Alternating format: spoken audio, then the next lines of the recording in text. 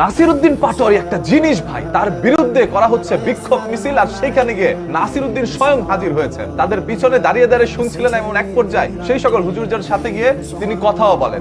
এটার জন্য কথা বলেন যে আমার যে বিষয়গুলো আছে সেগুলো আপনারা ক্ষমার দৃষ্টিতে দেখবেন, আপনারা মনে কষ্ট পাইছেন, এটার জন্য আমি আন্তরিকভাবে দুঃখিত। এবং এক পর্যায়ে নাসিরউদ্দিন পাটোয়ারি হুজুরদের কাছে গিয়ে বলেন, আমার জন্য আপনারা একটু ভোট চেয়ে দেন, আমার জন্য একটু ভোট চাইয়া দেন, আমার একটু ভোট দিতে। তারাও ভাই যেমন কথা তেমন কাজ, নাসিরউদ্দিন পাটোয়ারির জন্য ভোটও চাওয়া শুরু করেছে।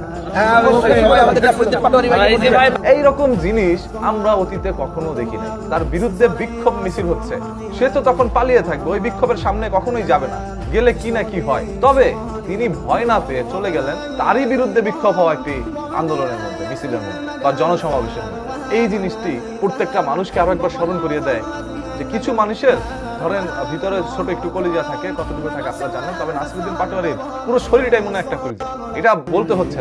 এই নাসিরউদ্দিন পাটোয়ারি ঢাকা ৮ আসনে বিএনপির সাবেক সংসদ সদস্য মির্জা আব্বাস সাহেব, যে 4 থেকে 5 বার সংসদ সদস্য হয়েছে, তার বিরুদ্ধে তিনি নির্বাচনে দাঁড়িয়েছেন তার প্রতিদ্বন্দ্বী প্রার্থী হিসেবে। এবং সেই বাঘা একজন প্রার্থীকে এই নাসিরউদ্দিন পাটোয়ারি বারবার বলছে মির্জা আব্বাস সাহেব একজন সন্ত্রাসীর গডফাদার এবং তিনি মাদকের সম্রাট, চাঁদাবাজ, এইগুলো একের পর এক ভাবে তিনি বলে যাচ্ছেন। বাবুনগরী রহমাতুল্লাহি আলার বিপক্ষে যে কথা বলেছ, কটূক্তিমূলক কথা বলেছ, বেয়াদবিমূলক কথা বলেছ, তার জন্য তোমাকে মাফ চাইতে হবে।